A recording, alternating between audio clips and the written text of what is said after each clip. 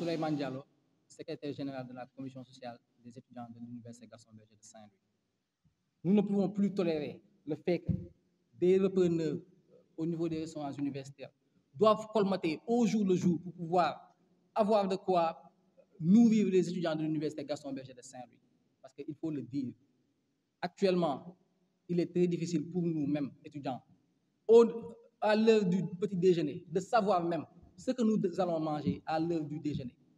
Nous n'avons même pas l'assurance qu'à l'heure du déjeuner, il y aura même ce déjeuner qui sera servi aux étudiants de l'Université Gaston Berger de Saint-Louis.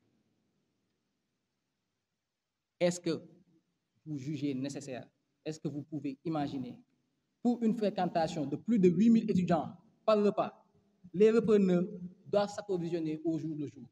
Pire, je pense que depuis lors, les files interminables au niveau des restaurants universitaires, des étudiants qui quittent même les restaurants universitaires sans pouvoir au préalable avoir à se restaurer, ont d'énormes difficultés à ce niveau. Ils préfèrent en ce moment aller au niveau des boutiques du campus pour acheter des pains, du chocolat, pour pouvoir avoir de quoi prendre le repas de midi ou la soirée.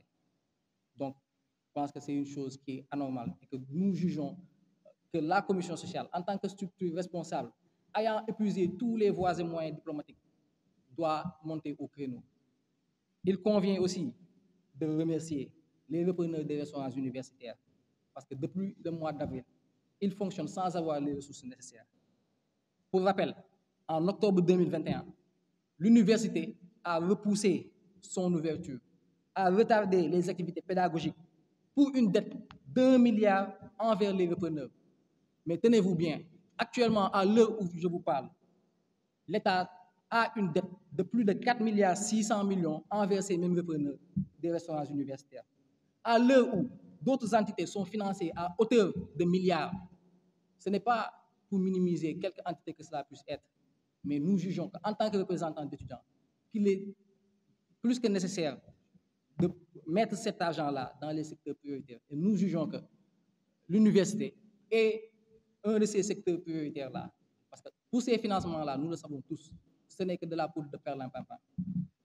Donc, en tant que secrétaire général de la commission sociale, je suis aussi membre du conseil d'administration du COUS. Mais ce que nous considérons comme un acte de sabotage en premier, c'est que, figurez-vous, pour une année budgétaire, les restaurants universitaires n'ont qu'une prévision de 4 mois. C'est-à-dire que pour 4 mois, il y a une prévision pour les restaurants universitaires. Et pour le reste de l'année, nous sommes obligés en interne de faire du colmatage pour que les restaurants universitaires puissent fonctionner correctement. Donc, il faut le dire, nous jugeons que c'est une situation qui est anormale, qui est déplorable et qui est regrettable. Cette dette qui impacte négativement le quotidien des étudiants, parce qu'il faut le rappeler, la restauration est primordiale pour les étudiants. C'est l'un des endroits au niveau des restaurants universitaires que les étudiants fréquentent 3 fois par jour. Donc, à cet effet, il est plus qu'important que les étudiants de l'Université Gaston Berger puissent être mis dans de très bonnes conditions, notamment au niveau de la restauration. Parce qu'il faut le rappeler, une mauvaise prestation peut avoir des conséquences néfastes sur la santé des étudiants de cette université-là.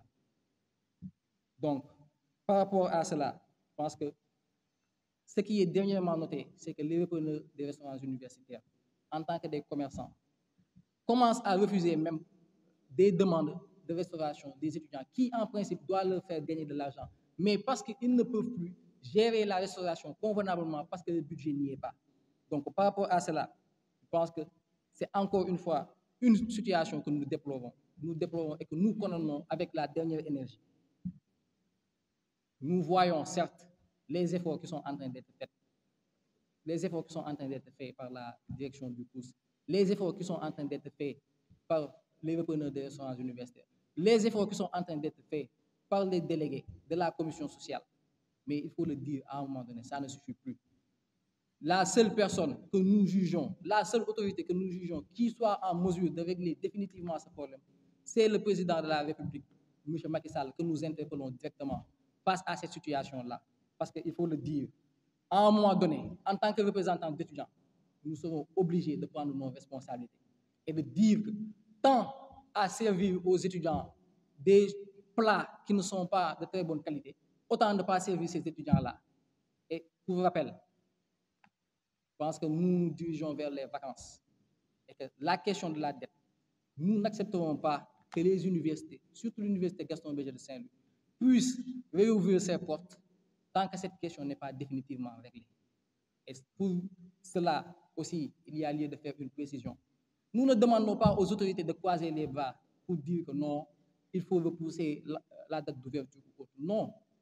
Nous demandons aux autorités de mettre en œuvre tout ce qui est nécessaire, tout ce qui est possible pour que cette question puisse être réglée avant que les étudiants puissent revenir en octobre. Car nous ne comptons pas avoir de date d'ouverture qui soit repoussée à cause des problèmes liés aux finances, notamment au niveau des restaurants universitaires. Donc, par rapport à cela, je pense qu'il convient aussi de le dire. Nos camarades étudiants, ce message, c'est à eux. Parce que depuis le début, ils ont été très conciliants, ils ont été très compréhensifs, ils ont été très responsables et raisonnables.